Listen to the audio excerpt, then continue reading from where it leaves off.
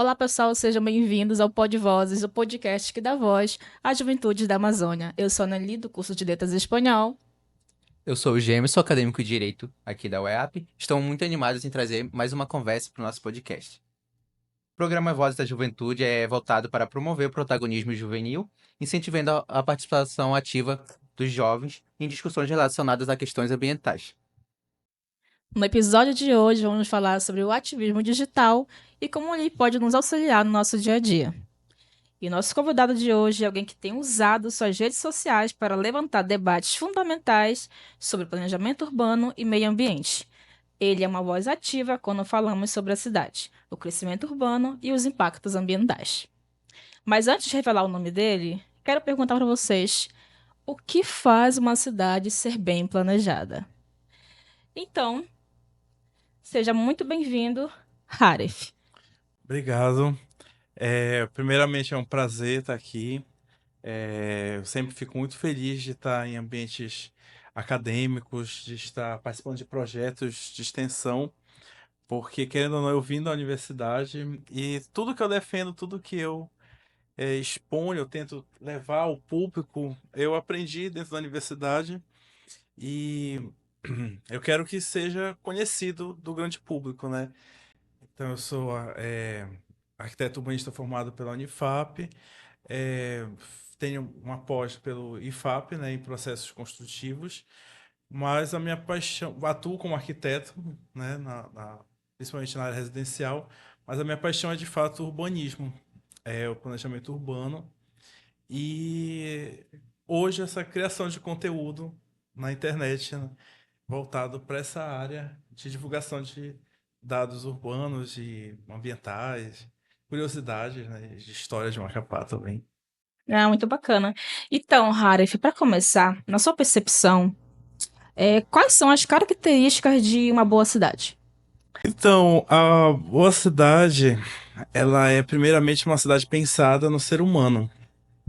É uma cidade pensada do ponto de vista do pedestre, do ponto de vista da acessibilidade, do meio ambiente que a cidade está.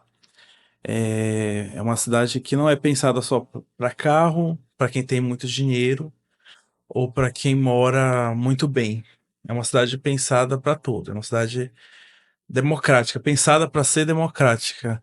É, é uma cidade onde a gente pode caminhar, a gente pode realizar todas as nossas tarefas do dia a dia, como, por exemplo, ir para a escola, para a universidade, para o trabalho, para o lazer, caminhando a uma distância de até 15 minutos, né? Isso em calçadas bem feitas, ruas arborizadas. A gente não precisa estar o tempo todo se locomovendo de veículos, passando muito tempo em ônibus ou em outros meios para chegar na universidade, fazer nossos afazeres diários, né? Então, uma cidade boa é isso, é uma cidade confortável de se caminhar, de se passear, de se viver. É bem interessante seu ponto de vista em relação ao conceito de cidade, né? Você focou bastante na pauta de acessibilidade. Como você vê Macapá diante disso? Você acha que ela se enquadra dentro dessa sua perspectiva sobre cidade?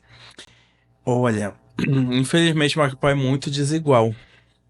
É uma cidade onde poucos têm o privilégio de, por exemplo, morar em um bairro bem estruturado, um bairro com acesso a saneamento básico, decente, a arborização. Os indicadores são muito ruins em termos de habitação na nossa cidade. Macapá tem 28% da população vivendo em áreas que o IBGE classifica, não sou eu, é o IBGE que está dizendo, são áreas classificadas como favelas, né? Porque o IBGE ele aglomerou tudo, palafitas, ressacas, baixadas, gueto, tudo quanto é denominação de assentamento precário, eles reuniram e simplificaram na forma de favela. Então, ou comunidades urbanas, né? Então, Macapá hoje, 28% da população, que dá mais de 150 mil pessoas, só em Macapá vivem nessas áreas. Então, é muita gente. Isso só para falar da população que vive nessas áreas. Fora outras que vivem fora dessas áreas, mas em residências precárias e insalubres. E aí já é um fator ainda mais grave, né? Nesse caso aí, você ainda sobre a questão do crescimento da cidade, né? Que inclusive é um assunto que você sempre faz questão de publicar nas suas redes sociais, né? E aí, com esse crescimento, né, tão grande da população, o que você acha sobre isso? É, existem dois tipos de cidades: as cidades horizontais e as cidades verticais, digamos assim. É, as cidades verticais são aquelas cidades mais densas, aquelas cidades é, onde a população, na maioria das vezes, mora em apartamentos, em espaços menores, mais reduzidos, né? São cidades mais densas. É, tem-se uma sensação, em geral, de acreditar que a densidade ela é ruim numa cidade. Mas não, muito pelo contrário. A densidade, até uma certa medida, ela é muito boa. Por exemplo, das 10 cidades com o melhor índice de desenvolvimento humano do Brasil, são coincidentemente as 10 mais verticalizadas, ou seja, onde a população mora mais em apartamentos. Por que isso? Porque são cidades mais densas, onde a infraestrutura urbana de água, esgoto, linhas de ônibus, creches, escolas, elas servem a muitas pessoas numa área muito reduzida. Então isso otimiza recurso, otimiza tempo. São cidades, em geral, que a população não tem grandes deslocamentos para fazer no dia a dia, né, por veículos. Então, otimiza recursos. Então, por exemplo, Niterói, Santos, São Vicente, São Caetano do Sul são as cidades mais verticais do Brasil e elas estão entre as de melhor qualidade de vida. Essas são as cidades verticais, as cidades adensadas, digamos assim. Até um certo ponto é uma verticalização saudável, né? Depois de um, um ponto, digamos assim, muito elevado de densidade, é claro que já fica muito ruim, né? Muita gente. E Macapá está no processo inverso. Macapá é uma cidade horizontal, é uma cidade que ela cresce de modo muito horizontal, que a gente quase não tem edifícios aqui.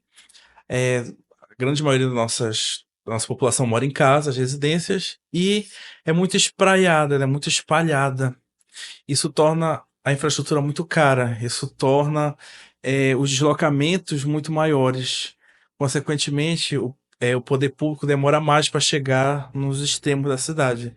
Então, recentemente é muito comum nós vermos pessoas hoje em dia falar: eu estou há 30 anos morando nessa rua, agora que o asfalto chegou. Eu tô há 30 anos morando nessa rua, agora que a iluminação chegou, né? A gente tem ouvido muito isso. Eu estou 30 anos, por quê? Porque é o tempo que o poder público demora para chegar a esses extremos da cidade. Então, quanto mais horizontal, mais espraiada a cidade vai se tornando, mais ampla, mais cara ela vai se tornando, mais dispendiosa para o poder público levar infraestrutura para aquela população ela é. Então a capela está nesse ponto, ela está crescendo desordenada, muito horizontal e muito espraiada. No caso, se houvesse mais pessoas morando no mesmo local, o poder público chegaria mais rápido pelo fato daquele acúmulo de pessoas no mesmo local, né? Eu vou dar só um exemplo. O bairro Central, ele tinha em 2010, segundo o censo, 17 mil habitantes.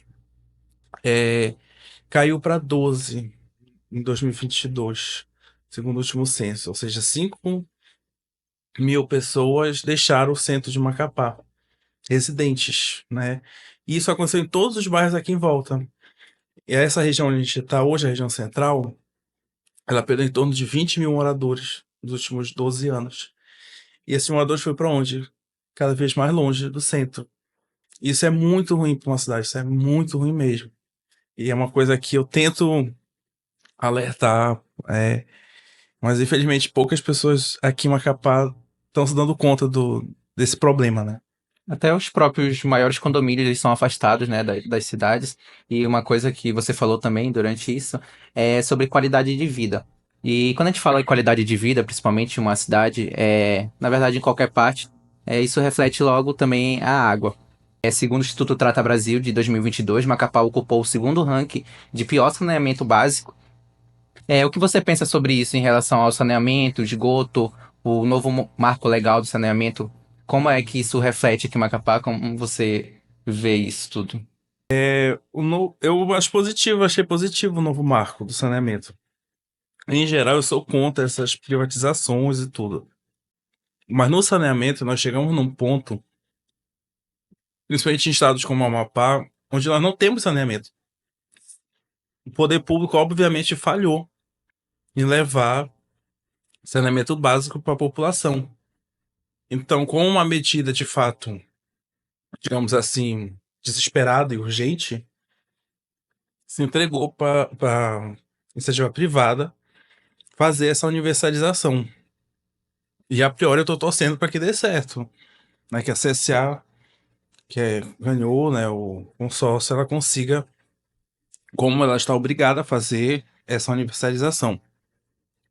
Mas para a gente chegar a entender como Macapá está, a gente tem que entender primeiro que Macapá ela partiu de um ponto muito depois de outras capitais.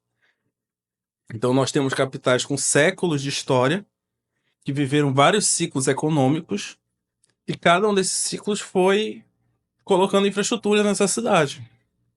Por exemplo, o Rio de Janeiro começou a ver essa questão de água, distribuição no século XVIII. Belém, por exemplo, fez o saneamento básico no século XIX, no começo, começou a fazer, né?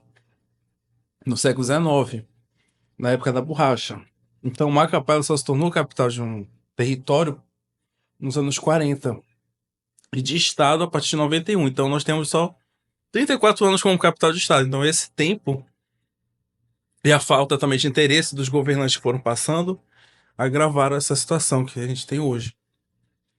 E um dos maiores desafios também é pro acesso à água, né, dos moradores daqui de Macapá, principalmente aqueles que moram em área de ressaca, né, onde nós sabemos que eles são os mais atingidos pelo fato do saneamento não chegar a eles, inclusive isso acarreta a doenças. E agora a gente mudando um pouco na mesma pauta de ambiente, né, mas agora a gente falando sobre a temática urbana.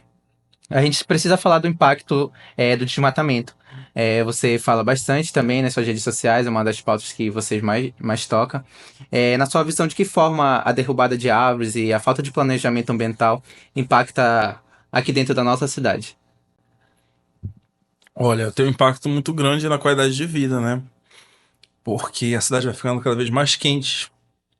Macapá tá perdendo muita árvore. Eu fiz um levantamento ao longo dos últimos 20 anos de algumas ruas. Algumas ruas perderam só 30% da vegetação das árvores, né? Da calçada. Mas outras chegaram a perder 70%. E a média fica em torno de 40%, 50%. Ou seja, a cada 20 anos, nossas ruas estão perdendo quase a metade da sua vegetação na calçada. E vai chegar um ponto onde nós não vamos mais ter árvores e calçadas em Macapá, né? Daqui a 20, 30 anos. Então isso é um Verdade. ponto muito sério.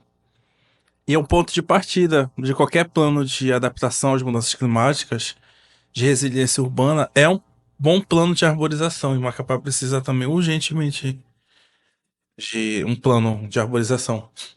Tocando nesse assunto aí sobre o desmatamento que você está falando, né? Tem uma pesquisa, inclusive, que ela fala que durante os 2 primeiros meses de 2021, né, foram desmatados cerca de 21,69 hectares de florestas, né? Que Por equivale dia. a cerca de 4.400 metros quadrados por dia, nossa floresta amazônica. Então, você fala frequentemente sobre essa questão da desarborização nas suas redes sociais, né? Que chegou a ser, assim, uma das melhores publicações, né? Eu digo opinião própria. Inclusive, tem uma postagem sua que você fez, que você falou o seguinte, que as pessoas parecem odiar árvores, né? Mas por quê? É uma constatação que eu cheguei através da minha área, né? Quando eu já fiz muito projeto residencial, muito projeto comercial, principalmente de fachada. E eu sempre tento falar para meus clientes a importância uma árvore, uma arborização na frente, né? É que não dá para conciliar uma fachada comercial com uma árvore de pequeno porte que não vai atrapalhar tanto, enfim. Que existem árvores adequadas para arborização. Mangueira, por exemplo, ela é linda, ela é muito grande, mas ela não é adequada para arborização, né? No entanto, continuam usando ela para isso. E é uma das que mais a gente encontra aqui pelo centro, principalmente, né? Cada canto a gente vê uma mangueira, uma árvore de Eu fruta. adoro, mas infelizmente ela não é muito própria. Mas assim, eu identifiquei que as pessoas têm uma mentalidade de que a árvore ela é associada ao atraso, à pobreza, a, ao velho, ao antigo, à sujeira. Então a primeira coisa que elas fazem quando elas vão reformar ou construir algo novo, inclusive o poder público às vezes faz isso, é derrubar todas as árvores, tirar toda a vegetação que tiver do lote e fazer tudo novo, né? Faz com clean, né? Um ambiente clean. Então, o concreto, o vidro é visto como sinal de modernidade, prosperidade, é antítese, é como uma negação da floresta. Ah, eu não quero saber de mato, não quero saber de verde, eu quero saber do concreto, eu quero saber do novo. Então, essa mentalidade a gente tem que corrigir urgentemente, porque é uma mentalidade antiquada que vai contra o que o mundo está caminhando para sustentabilidade, mais áreas verdes, mais arborização. Então, a gente precisa primeiro corrigir essa mentalidade aí. Porque faz parte da nossa vida, na verdade, né? Hum, Sem árvore a gente não vai ter aquela sombra, né? Aquele clima, não vai ter fruta, não vai ter passarinhos para acordar a gente de manhã, né? E sem árvore não vai ter mundo. E sem mundo a gente não vive também, né? pois é. E aí você usa suas redes sociais sempre para expor, né? Esses problemas, entre aspas. E aí eu fiquei um pouquinho curiosa para saber qual foi o seu interesse, né? Para começar a postar isso nas suas redes sociais. Teve uma questão específica que fez você acordar assim, não, hoje eu vou pegar aquilo ali, vou postar, vou fazer isso daqui em diante? Olha, eu acho que começou no meu primeiro ano de arquitetura na Unifap. Que inclusive era a véspera do aniversário de Macapá. E eu fiquei me perguntando, a única coisa que lembra que Macapá tem essa idade é a fortaleza e a igreja. E o resto? Então eu fui pesquisar como era Macapá, né? Antes do território, né? O que ainda existia de colonial, de... Então eu fui descobrindo que existia um centro histórico, que existia já uma cidade que foi basicamente destruída ao longo dos anos para a cidade que nós temos, para ter a cidade que nós temos hoje. E eu decidi expor isso. Na época, acho que foi a minha primeira publicação no Facebook nesse sentido. Aí publiquei umas fotos antigas de Macapá e um textão. Uhum. E muita gente compartilhou. Aí falaram, acho que tu devia abrir um blog. Tava ainda na febre dos blogs nessa época. Aí eu decidi abrir um blog. Aí compartilhei muita coisa lá no blog. E só que eu achei que o blog era muito restrito. Aí eu falei, não, eu tenho que voltar pro Facebook. Porque o Facebook ganha mais pessoas, né? Então eu voltei pro Facebook, criei uma página, né, que é o Amapá Urbano, a PURB. E eu comecei a postar muita coisa lá, e muita gente, né, gostou e pediu para eu fazer coisas mais nesse sentido. E agora pediram para eu fazer um Instagram, né? Há muitos anos o pessoal me pedia. Aí decidi fazer o Instagram também. Então, meio que foi uma coisa natural de querer, é, de novo, expor que fica muito restrito dentro da sala de aula, dentro da universidade. Então, é muito importante ter espaços como esses que vocês estão propondo, de realmente diálogo com a produção dentro da universidade para fora, porque a gente vive em bolhas, a gente tem que furar essas bolhas aí. Você falou sobre a cidade não ser mais a mesma, né, de antigamente, ter mais espaço para novas construções, em vez de conservar o que a gente já tem Você acha que isso impacta também no turismo? Porque, de certa forma, sempre quando a gente recebe turistas, eles estão mais interessados em ver centros históricos, construções históricas, né? E atualmente a gente Uhum. está vendo que está tendo muita coisa nova aqui em Macapá, várias inaugurações de algumas coisas, mas a gente não vê reforma do que a gente já tem, né? Nesse sentido de conservar como um patrimônio mesmo. É uma boa pergunta. A arquitetura, ela pode ser usada para muita coisa, inclusive para promover o turismo. As cidades do Nordeste, elas são muito boas nisso, né? De promover o turismo histórico. É Ouro Preto também. Sim. Mas nem todo centro histórico precisa ser colonial. É, pode ser também um centro histórico Art Deco, como Goiânia. Pouca gente sabe, mas Goiânia tem um centro histórico Art Deco, que é um outro estilo mais recente, dos anos 30, 40 e 50, que Macapá também tem algumas construções Art Deco do período territorial. E existe um turismo muito especializado de arquitetura em Goiânia. Ela é referência em Art Deco no Brasil. Então muita gente quer ver um centro histórico Art Deco, vai para Goiânia. Outra coisa, aquela cidade do sul do Brasil, Gramado, Joinville, que atrai milhões de turistas por ano ali, vão para tirar foto naquelas construções lá que eles acreditam ser germânicas, né? Eu não gosto de dizer isso. Uma vez uma amiga minha chegou com umas fotos. Olha, amigo, fui em Gramado, olha essas fotos lindas, eu lembrei da arquitetura de lá. Eu não quis dizer para ela que até os anos 50 essas cidades elas não tinham nada muito diferente de qualquer outra no Brasil. Até eles começarem nesse movimento de resgate da cultura germânica e toda essa valorização da cultura germânica, e eles utilizaram a arquitetura Neo-Steinmeier, que é aquela arquitetura alemã, né, que chamam, para promover o turismo. Então as prefeituras começaram a dar desconto no IPTU para quem fizesse construções ou em Neo-Steinmeier ou com fachadas Neo-Steinmeier. Esses descontos começaram com 5, depois foram para 10, 15, 20%, em alguns casos até 50% do IPTU.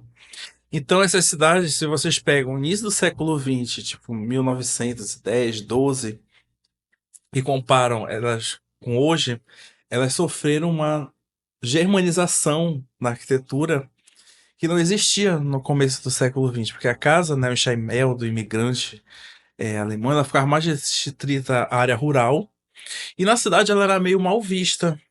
Então hoje, basicamente, são cidades quase cenográficas, né? Uhum. Mas ninguém liga. O pessoal vai pra lá, né? Tira foto, posta e tudo, né? Então acho que Macapá podia criar uma estratégia de atrair também por meio do turismo, né?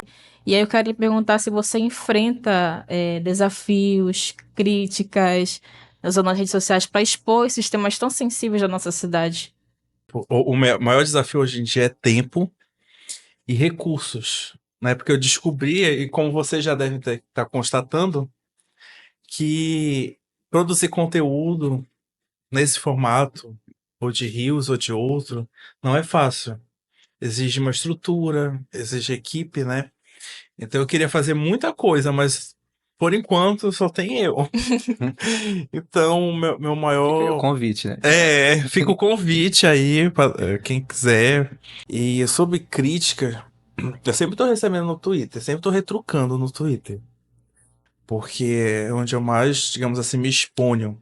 Então, o Twitter é sempre um retrucando o outro, direto, né? Os pós e contras. E aí já aconteceu algumas situações, né? Por exemplo, de eu criticar algumas obras e algumas pessoas de alto escalão não gostarem disso. Só que eu sempre falo que as minhas críticas não são pessoais, elas são institucionais nesse sentido. Se a obra saiu daquele jeito, tem uma razão, mas deveria ter sido pensado por alguém lá no começo, né? Teve também o caso de um hater aí que me aconselharam a fazer um BO um tempo atrás, mas fora isso, nada muito grave. Você acredita que as redes sociais são mesmo eficazes para as pautas que você traz, né? Se elas promovem alguma mudança? Depende. Nesse tempo todo, eu acho que elas dão visibilidade para alguns temas, para algumas causas, promovem algumas ideias, mas hoje eu vejo a rede social como uma ferramenta, uma bolha para a gente reivindicar ou mudar algumas coisas na vida real.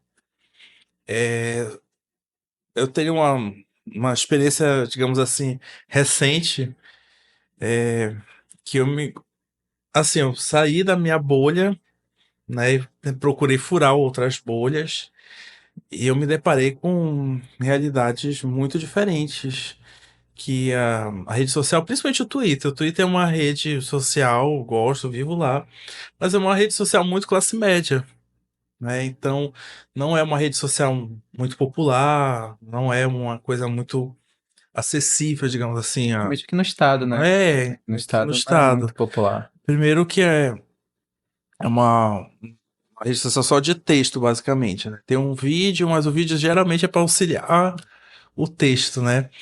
Então, eu acho que sim, elas são importantes, mas elas são só uma ferramenta para a gente é, lutar no mundo real. Elas não são elas não são o centro.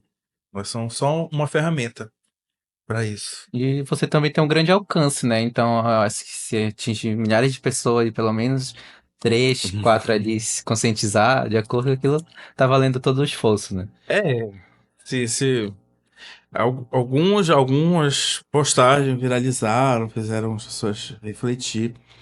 Aí esse é o lado bom, né? Que algumas pessoas chegam comigo e falam, eu vi tal coisa, e me parou e falou, olha, eu realmente refleti sobre aquilo e tal, concordo.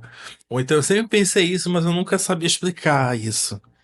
Então eu acho isso, nesse lado gratificante, eu acho importante. Inclusive, você fez uma postagem, né, no X, o antigo Twitter, você falou assim, abre aspas, pense numa raiva que eu tenho de quem fica só de butuca no Twitter, não comenta nem retuita nada. O Twitter é pra se expor, perder a dignidade, ser cancelado, levar processo e etc.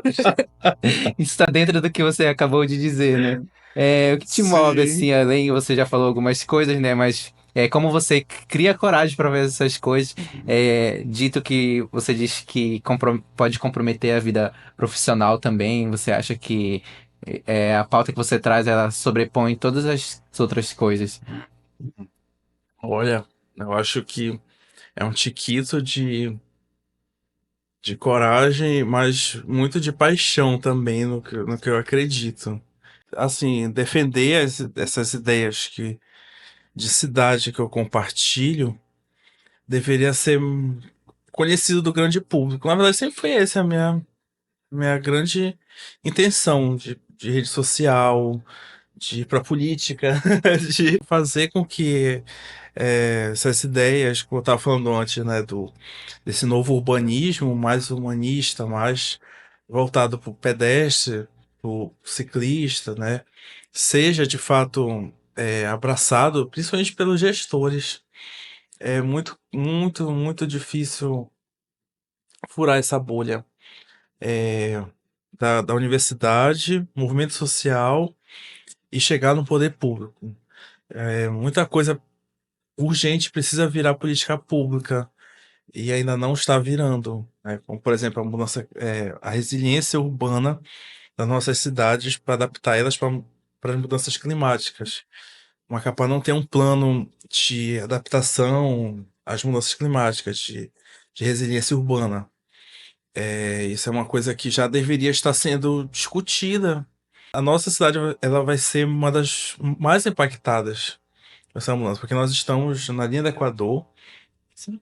Tem estudos que dizem que a temperatura até 2100 vai subir muito nessa região, que vai ficar tão quente que pode tornar inabitável para o ser humano viver nas condições atuais, né? Arif, eu percebi que você tem uma grande quantidade de informações, que você é muito bem informado.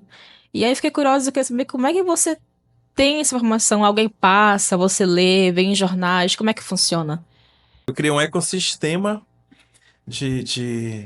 Eu transformei minhas redes sociais num ecossistema de informações. Então, o Twitter eu uso mais para assuntos de política, assuntos mais sérios, é, um pouco também de fofoca. E Instagram para dados e algumas curiosidades, né? E também sobre arquitetura, urbanismo. E o Facebook mais para futilidades, mas também reportagem agora que eu leio. Mas eu acho que o principal é isso, é ler artigo científico, pequenos artigos científicos, reportagens, né, de algumas áreas afins e criar de fato, não se abastecer só de uma fonte ou só de um tema. É a gente sempre diversificar o máximo possível de temas e fontes para a gente estar constantemente se abastecendo de informações e curiosidades, né, também. Então, Haref, queria te agradecer por estar aqui no Pod Vozes, né? Foi um enorme prazer ter essa troca de saberes com você, você ter vindo aqui, ter exposto sua opinião, as suas críticas, o que te incomoda, o que deveria ter sido feito. Então, muito obrigada. Eu que agradeço. Eu estou muito feliz de ter sido convidado aqui por vocês. É, já estou torcendo muito pelo projeto Obrigada. e quero parabenizar todos aqui por essa iniciativa, que, como eu disse ao longo do programa, é muito importante dar visibilidade, dar vozes Sim. aos temas que são tratados na universidade. Então, e eu amo participar desses projetos acadêmicos. Então, muito obrigado de verdade. A gente que agradece e a gente vai encerrar por aqui. Para você que nos acompanhou até aqui, muito obrigado por acompanhar mais essa entrevista aqui no Pod Vozes. Siga a gente e até a próxima.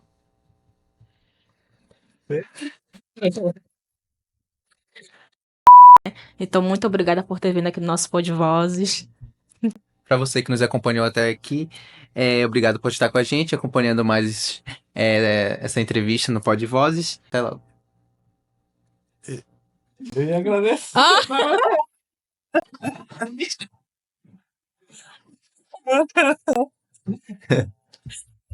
Para a gravação.